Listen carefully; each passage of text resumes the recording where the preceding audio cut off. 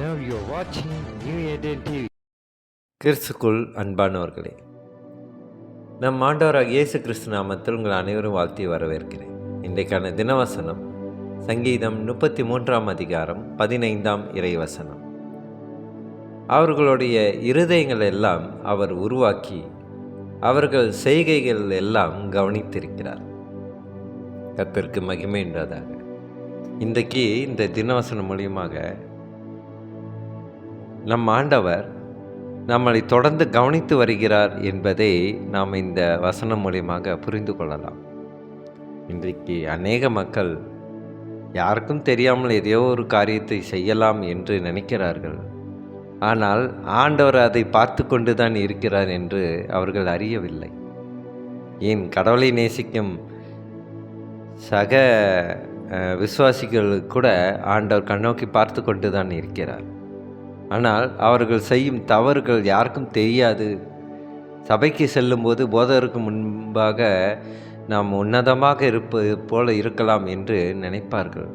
ஆனால் ஆண்டவரோ நாம் செய்யும் அத்தனை செயல்களையும் அறிவார்.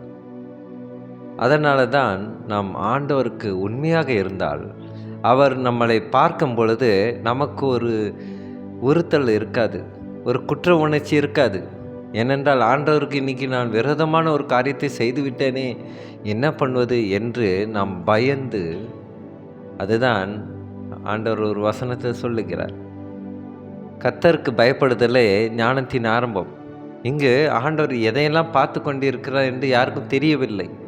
அவர்கள் வாட்டும் அவர்களோட வேலையை செய்து கொண்டிருக்கிறார். ஆனால் அனுதினமும் 24 மணி நேரமும் ஆண்டவர் நம்மளை கண்ணோக்கி பார்த்து கொண்டிருக்கிறார்.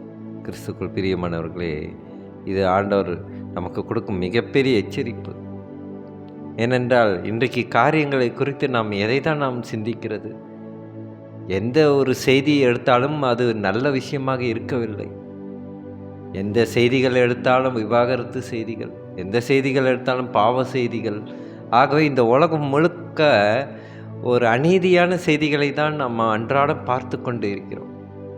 கிறிஸ்துக்கு பிரியமானவர்களே, இப்படிப்பட்ட காலத்தில் நாம் வாழும்பொழுது நம்மளுடைய ஆத்மாவை நாம் பாதுகாக்க வேண்டும். அதுதான் ஆண்டவருடைய எதிர்பார்ப்பு. அவருக்காக, அவர் வாசம் பண்ணுவதற்காக நம் இருதயங்களை ஒரு உன்னதமான இருதயமாக மாற்றிக்கொண்டே இருக்க வேண்டும். நம் அனுதினமும் நம்மளுடைய ஆவிக்குரிய வாழ்க்கையிலே முன்னேற்றத்தை செலுத்த வேண்டும் என்று ஆண்டவர் எதிர்பார்க்கிறார். கிறிஸ்துவுக்கு பிரியமானவர்களே, நாம் உன்னதமாக இருந்தால்தான் நம் பரிசுத்த ஆவியானவர் நம்மளோடு வாசம் பண்ணுவார். இல்லை என்றால் அவருடைய பிரசனம் நமக்கு உணர முடியாது. இது எப்படி உதாரணத்துக்கு சொல்லப்போனால், ஒரு மனிதன் இருக்கிறான், ஒரு உன்னதமாக ஒரு ஃப்ரெஷ்ஷாக ஒரு மனிதன் இருக்கிறான். அவனோடு ஆண்டவர் பரிசுத்த ஆவியானவர் வாசம் பண்ணும்போது அவருக்கு ரொம்பவும் சௌகரியமாக இருக்கும். அந்த ஆன்மாவை அழகான வழியிலே அவர் வழி நடத்துவார். உன்னத பாதையிலே மிக நேர்த்தியாக வழி நடத்துவார்.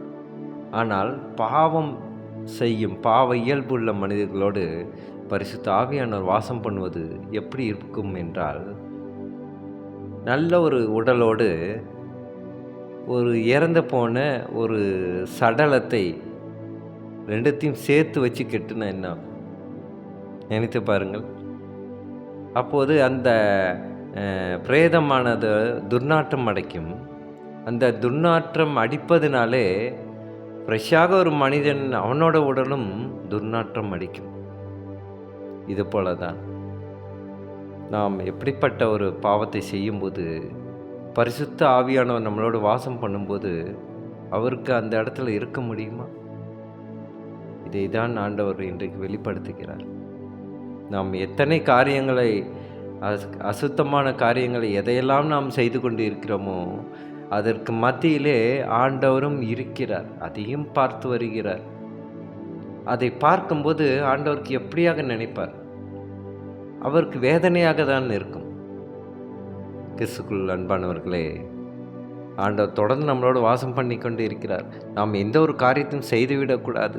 ஆண்டவர் விரோதமான காரியத்தை செய்துவிடக்கூடாது.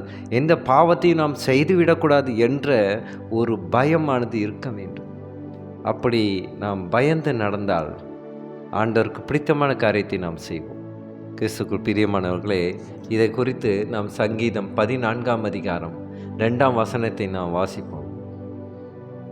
சங்கீதம் 14ஆம் அதிகாரம் 2ஆம் வசனம் இப்படியாக சொல்கிறது: தேவனை தேடுகிற உணர்வுள்ளவன் உண்டோ என்று பார்க்க கர்த்தர் பரலோகத்திலிருந்து மனுபுத்திரரை கண்ணோக்கினார். கர்த்தருக்கு மகிமை உண்டாக. இன்றைக்கு கர்த்தர் பரலோகத்திலிருந்து மனுபுத்திரர் அனைவரையும் பார்க்கிறார். ஒன்லே கடவுளை நேசிக்கும் மக்கள் மட்டுமல்ல, கடவுளை அவர் சிந்தனை இல்லாத மக்களுடைய செயல்களையும் பார்க்கிறார். கடவுளை நேசித்து வருவதாக என்று சொல்லும் அனைவரையும் பார்க்கிறார். கிறிஸ்துக்குள் பிரியமானவர்களே, நாம் விழித்திருந்து நாம் கண்ணோக்கி நம் வாழ்வை சரிவர சீர்படுத்த வேண்டும்.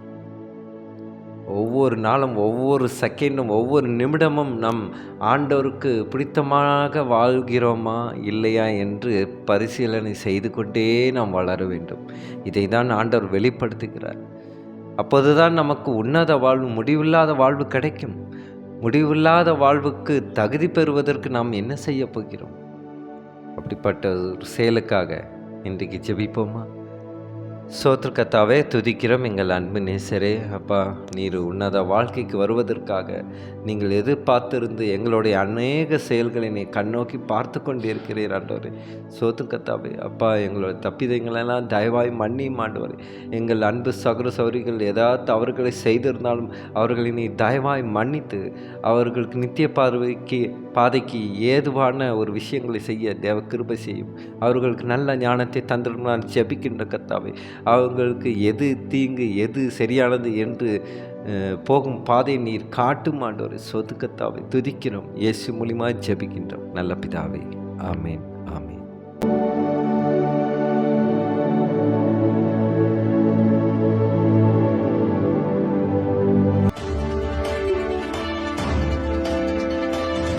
Now you're watching New Eden TV.